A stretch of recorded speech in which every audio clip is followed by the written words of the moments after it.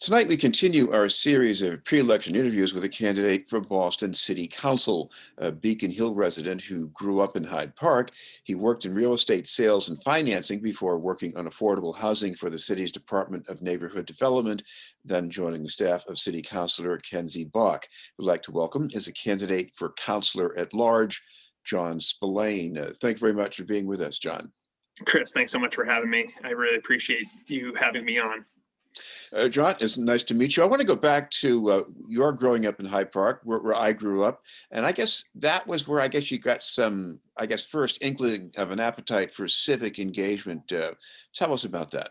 Sure. Yeah. So I grew up in Hyde Park, actually a few streets over from former Mayor Tom Menino. That was something that really had an impact. Growing up, my mother was very involved with his early days of his campaign when he transitioned from city council to mayor of Boston. And growing up, that was kind of a way of life, getting involved with, driving voters to the polls, neighborhood cleanups, park dedications. So that's kind of where I caught the bug to really, get involved in civic engagement and municipal government. So it's something that always kind of stuck with me. And, here we are so many years later. Well, when I look at your ad for Councilor at Large, this is your first campaign. In a way, you're focused on the pandemic and recovery, but are there any lessons from the Menino legacy or his manner of doing things that have some application to adjust recovery in Boston?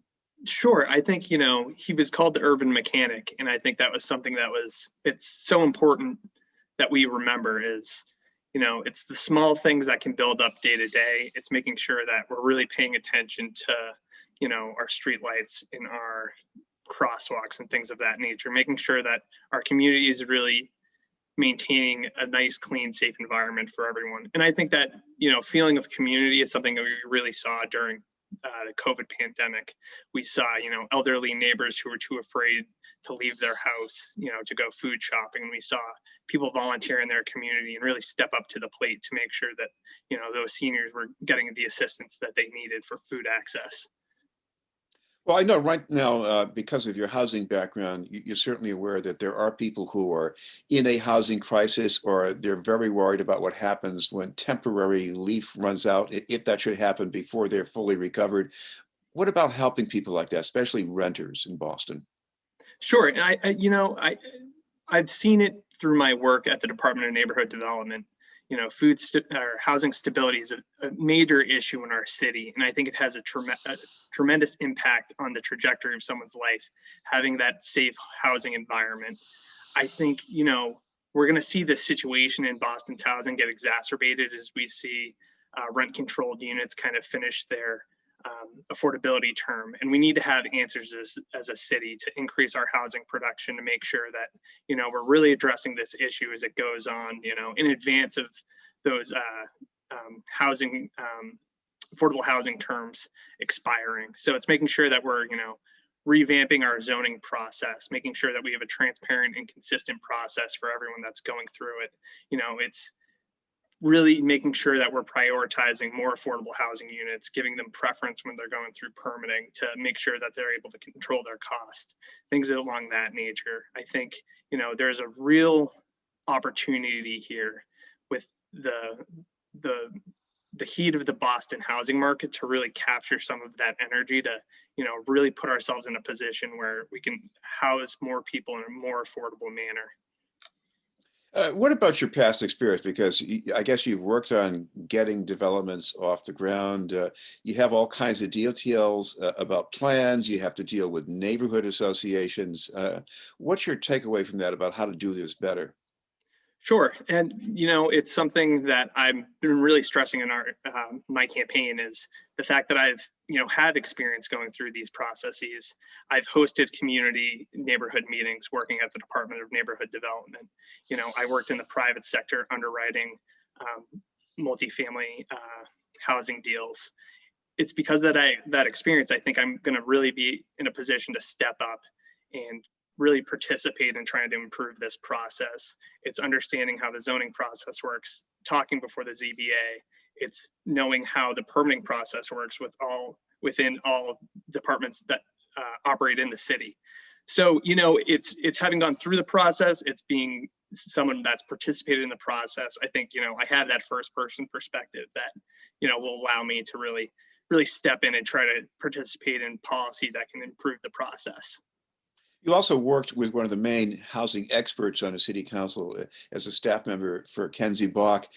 What did you learn from her, especially about her idea about how to increase the supply of public housing in Boston? Sure. Councilor Bach is honestly one of the most impressive people I've ever come across in terms of her expertise in housing. It's, working with her and then housing chief Sheila Dillon and Caitlin Bennett from the BHA, really trying to come up with collaborative approaches to address this issue. I think she highlighted the fact that the city's not utilizing all of our fair cloth housing limit. It's trying to come up with, a revamped approach to how we use our city-owned land, trying to increase the density there, trying to create more co-op programs that people can really participate in owning their home and really creating more of a community feel when we're, building these potential co-op programs and things of that nature. Of course, I also know that there are other kinds of tough decisions about housing, especially if there are open space interests involved. And we've covered this on the border of Hyde Park and Mattapan, and also right around the Shattuck Hospital near the Arborway Yards in Jamaica Plain. I'm not going to ask you to take a stand on any of those, but what about your ability to field those issues as a counselor?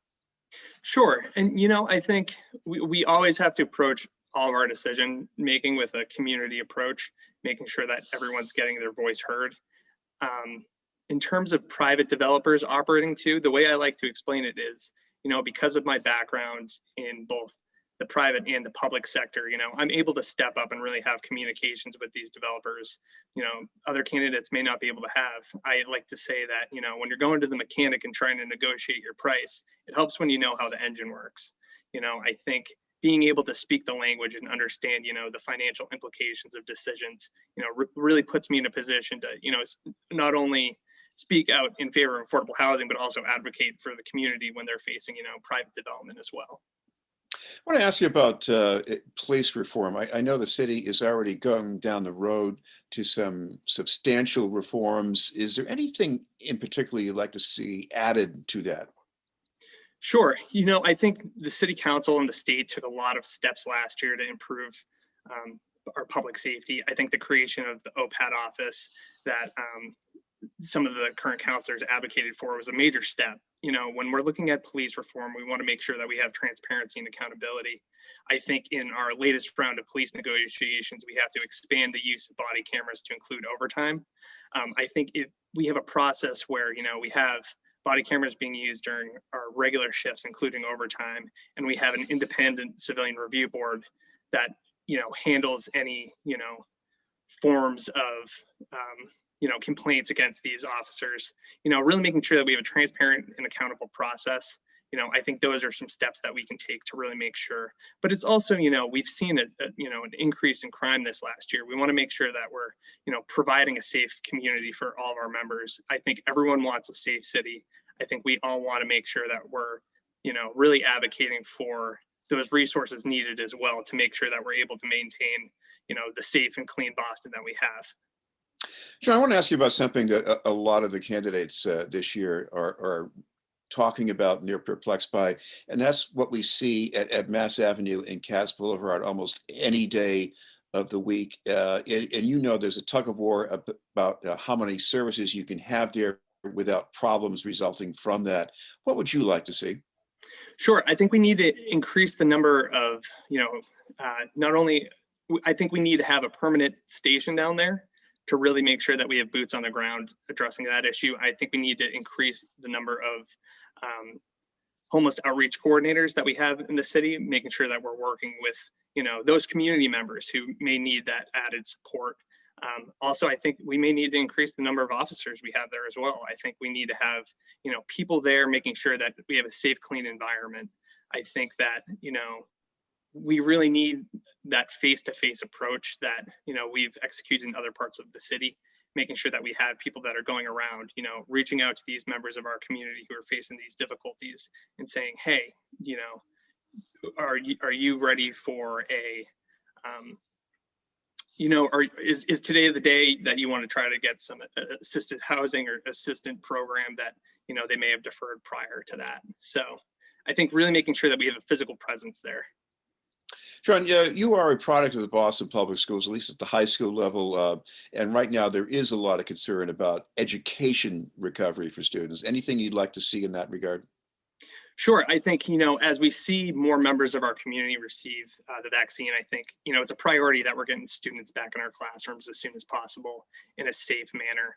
I think, not only the physical effects of being outside the classroom, but also the psychological effects, really making sure that our students are put in a position to succeed as soon as possible, making sure that these schools are reopening as soon as it's safe to do so, really making sure that we're trying to cut off any long-term learning loss that we may have seen this past year. So I think it's going to be a priority, especially as we see our vaccine rolled out throughout the country, to make sure that we're reopening as soon as possible. Well, finally, John, I know you've already broken the news about your campaign, but you also have a kind of a launch event coming up fairly soon. Yes, on Tuesday, May 25th at 7:30, we're going to be doing our big kickoff. So I hope everyone out there can join us. Our campaign's seen a lot of momentum build up, and we're really excited to really, hit the ground running this spring as we see, our as we take action steps forward towards the summer. So. Right. Well, thank you very much for taking the time to join us and introduce yourself. Awesome. Thanks so much, Chris. And I really appreciate you having me on today. Yeah, thank you very much for being with us. That's Jon Spillane, candidate for Boston City Councilor at Large.